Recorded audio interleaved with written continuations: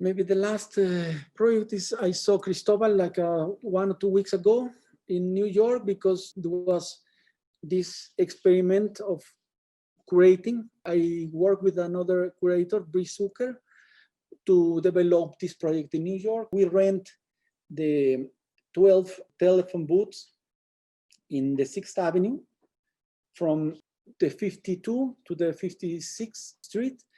And every corner, we have these analog, really old-fashioned cabins for telephone, which nobody uses anymore. And we put all the three facades, the two faces of the cabin, with a resident or an invited artist to show some works.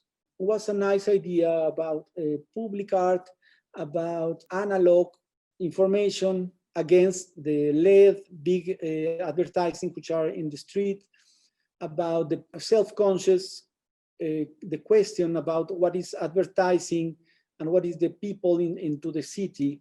For example, opening questions and not advertisings, not slogans to convince anyone. It's more like a chance to open questions into the audience. The cabins will be removed next year because after COVID, they say it is very dangerous. Nobody uses anymore, and I think it's really part of the landscape as the city, as we know it, and now will be removed for something else. Then it's interesting also like a fossil of the culture, how is changing. This is one of the artists was invited was Patti Smith.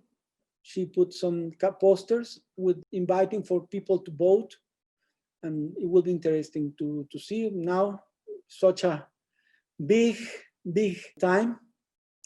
Another piece of Hal Fisher and Collier, also opening questions, evidence.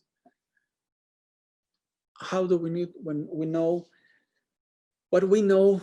Then what's interesting also the art into the city, art into in these objects, and the relation with the banks, with the noise of the city, with the advertisings, and how the art works in this real context.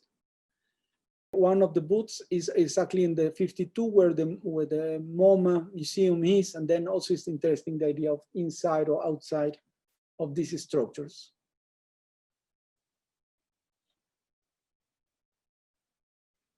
Minerva Cuevas, Jimmy Durham, René Green, he's Cildo Mireles.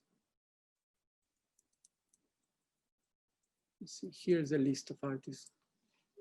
Glenn Ligon, Hans Hake also, he gives some piece, Ricri Tiravanilla, and Zoe Leonard. It was a very exciting project.